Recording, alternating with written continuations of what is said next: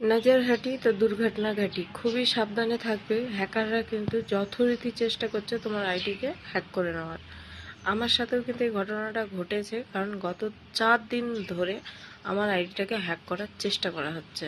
আর কালকে রাত্রেও প্রায় রাত 12টা, 12:30টার সময় আমার আইডিতে হ্যাক করার চেষ্টা করেছে। এই লিঙ্কটা আসে, আর এই লিঙ্কটাতে যেই আমি টাচ করি তখন অন্য একটা ফোনের নাম বা অন্য অ্যাড্রেস চলে আসে, যেটা তোমাদের দাদাভাই পড়ে বুঝতে পারে লগ ইন করার আগেই। বললো কোনো রকম কোনো দরকার নেই, এরকম লিঙ্ক আসলে টাচ করবে না। আমি আর করলাম না, যেহেতু যে ফোনের নাম এসেছিল সেই ফোনের নাম কোনো রকমভাবেই আমরা মানে আমাদের ছিল না, না আগে ছিল, না এখন আছে, না আমাদের রিলেটিভের মধ্যে কারোর আছে। তো যাই হোক, তোমাদেরকেও বলবো যে একটু সাবধানে থেকো।